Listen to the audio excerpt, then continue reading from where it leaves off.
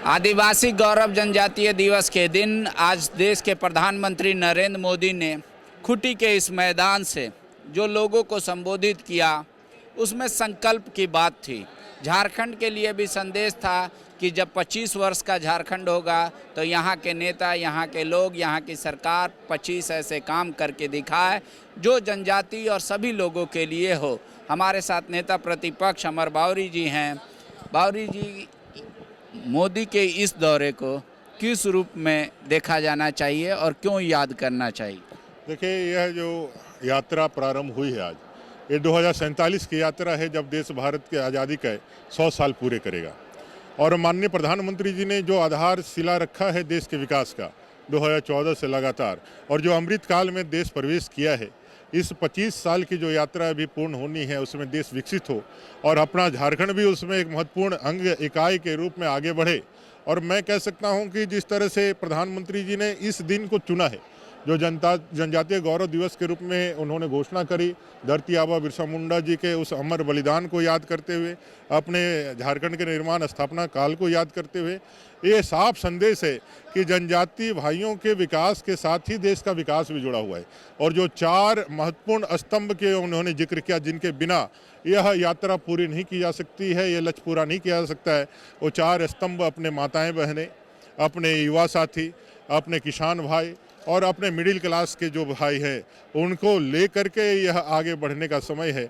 और उनको केंद्र बिंदु बना करके आज जो प्रधानमंत्री जी ने यहाँ घोषणा करी है और जिस तरह से यह यात्रा का प्रारंभ रखा है, मैं हम सब समेत सभी झारखंडवासी अपने आप को गौरवान्वित महसूस कर रहे हैं कि इतिहास के इस स्वर्णिम काल में एक इतिहास लिखा जा रहा है। उलिहातू इस धरती आबा के पावन भूमि पे वो स्वर्णिम अक्षरों से लिखा जा रहा है और हम सब उसके भागीदार बन रहे हैं।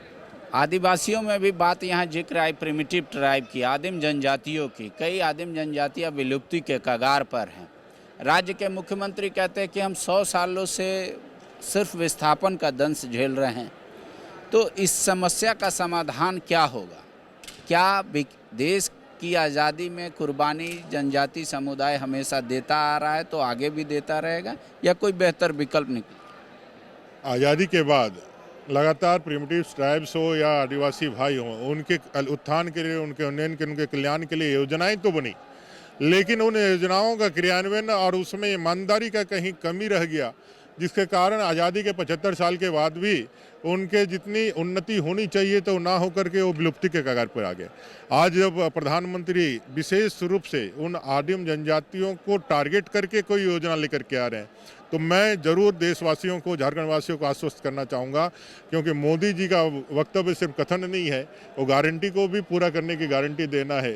यह निश्चित रूप से आज का जो दिन है, उन प्रिमिटिव ट्राइब्स के नए उत्थान का, एक उदय का, उनके जीवन के नए उदय का सूत्रपात होगा और ये सारे लोग अपने बेहतर जीवन को प्राप्त करेंगे। उनका उन्नयन भी होगा, उनका संवर्धन भी होगा, उनका संरक्षण भी होगा। और हम आज जहां से प्रारंभ कर रहे हैं, जब अपना झारखंड भी 25 साल का होगा, जो 2047 में जब देश आज़ादी के 100 साल पूरे करेगा, तो मेरी प्रिमिटिव ट्राइब के लिए जो चिंता आज आदरणीय प्रधानमंत्री यहाँ करके जा रहे हैं, वो चिंता का समूल जो है निराकरण करते हुए वो देश के भागीदार के रूप में आगे बढ़ेंगे। TheFollowUp.in. Like, share, and subscribe.